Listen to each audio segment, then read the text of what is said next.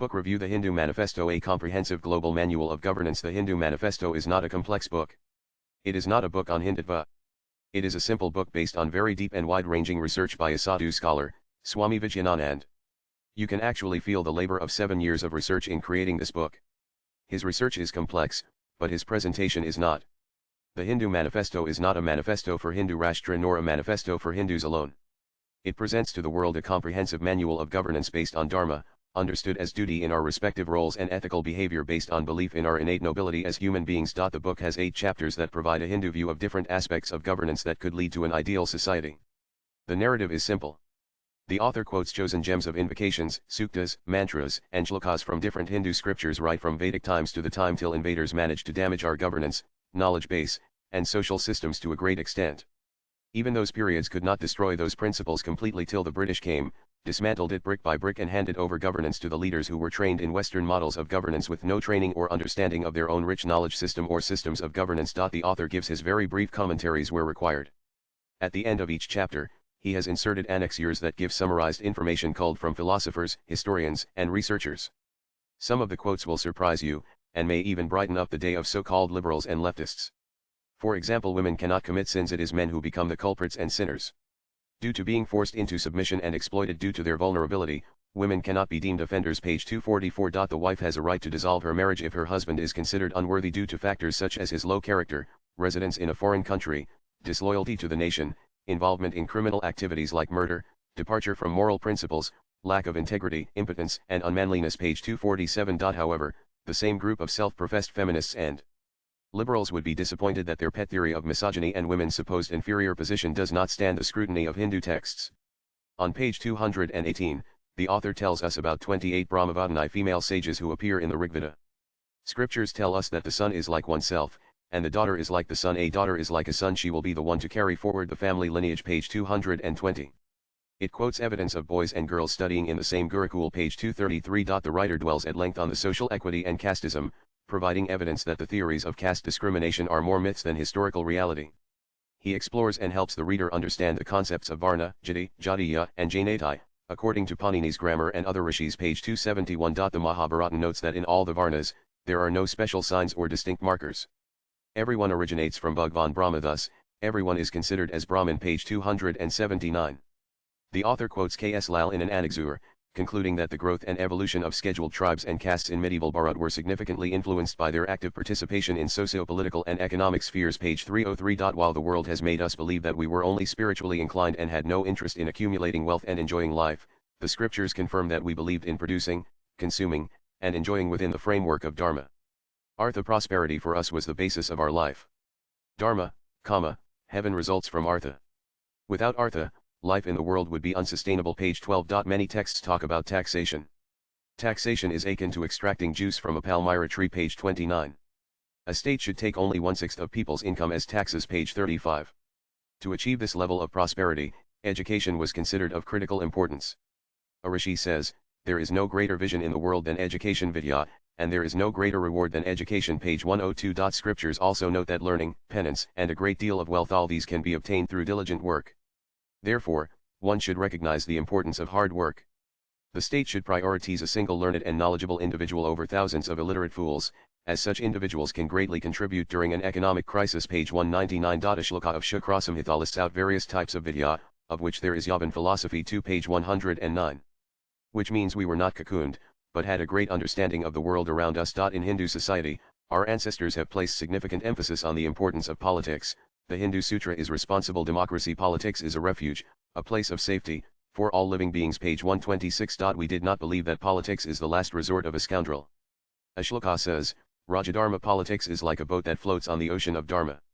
The attributes of sattva, truth and purity, serve as the oars to steer the boat. Dharmashastra acts as the ropes that tie it. With the help of renunciation in the form of wind, the boat moves swiftly, allowing it to cross the worldly sea. Page 132. Another set of shlokas describes 30 attributes of an effective head of state. Page 166. How should a state treat its citizens? The author quotes, the state should provide support and care for weak and vulnerable individuals, including the blind, deaf, lame, disabled, those with limb loss and wandering monks. Page 145. It also enjoins that the state should take care of widows, orphans, the disabled, and the destitute. Page 190.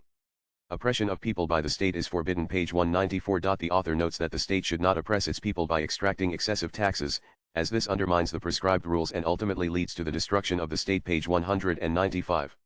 And, for minor mistakes made by its people, a state should not resort to mutilation, execution, or various forms of torture. Page 196. Our sages caution that some entrepreneurs, both poor and wealthy, have become wealthy in a short period. Ministers and tax collectors should not be misled by others to believe that their success was achieved through improper means. Page 31. It means trust your citizens. On the environment, our scriptures and shastras exhort us and the state to take care of nature. The state's responsibility to the citizens also includes the preservation of the environment. The author goes to great lengths to prove that our scriptures do not ask for animal sacrifice in yajna. Then it goes on to quote shlokas that tell us to use grains, that too, which are older than 3 years, not fit for seeding. We are told the paddy, barley, gold, and animals on this earth are not sufficient for one person. Therefore, one should give up craving. Page 308. This means responsible, restrained consumption. A series of shlokas to prove that the tree, its leaves, bark, and fruit and flowers possess life. When trees are cut, new sprouts germinate, and they experience pleasure and pain.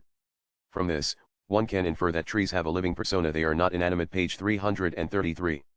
Big water reservoirs should be built in all regions of the state and filled with water to ensure that crops are not destroyed due to a lack of rainfall. Page 21. The state should protect timber forests, elephant habitats, miners, and bridges. Additionally, it should grow new forests, construct bridges, and undertake other developments as needed. Page 338. Chanakya instructs that, if any person kills, catches, or injures deer, rhinoceroses, buffaloes, peacocks or fish in reserve forests and sanctuaries or in large educational institutions where killing or catching is prohibited, the officials there should inflict the severest punishment on them. If any member of the royal family violates this directive, they should also be punished. Pages 210311. Showing its respect for the environment, a profound shloka says, everything on this earth is created and eventually returns to it, making it the home to every living being and renowned as the ultimate refuge for all creatures. Page 319. Bharatiya civilization may be the only civilization that treats its land of birth like a mother and worships it. There are many sukta shlokas from Vedic times and later that describe Bharavarsh as the motherland, with clear mention of its boundaries. The geography of Bharat is described at great length in the Mahabharata. The states that joined the Mahabharata war paid tributes to King Yudhishthir, covering half the earth. Even China was once ruled by King Mandhata. Page 351. Such is the strong connection with the nation that a shloka says, those who seek to increase their fortune through unscrupulous means, harming and betraying their country, are like vermin feeding on a corpse. Page 361. Rishis of Atharva Veda call out, O beloved motherland, our people should not harbor enmity among themselves. Instead, they should unite, especially our leaders, who must work together for the country's betterment. Our land nurtures a variety of vegetation and herbs that cure diseases and provide nourishment. O beloved motherland, elevate our reputation across the world. Page 368. The above quotations are just a glimpse of the wisdom that flows through the Hindu Manifesto. One needs to read the book, a virtual manual for any political leader who wishes to rule a country or a state, anywhere in the world. Because the principles of statecraft are universal and have been described so well by our ancient leaders in philosophy and statecraft. Swipe left for next video. This global manifesto of governance stands true for any nation, irrespective of the religion it follows or the type of governance it has. Swami Vijayanand could bring out such a universal manual of governance because Hindu Dharma or Sanatan Dharma is universal, inclusive, non-discriminatory, for the human beings who form our societies and nations. It is truly a liberal worldview. The reviewer is a well-known author and political commentator. He has written several books on RSS, like RSS 360, Sanswaraj, RSS Evolution from an Organization to a Movement, Conflict Resolution the RSS Way, and done a PhD on RSS. Views expressed in the above piece are personal and solely those of the author. They do not necessarily reflect News 18's views. Latest blogs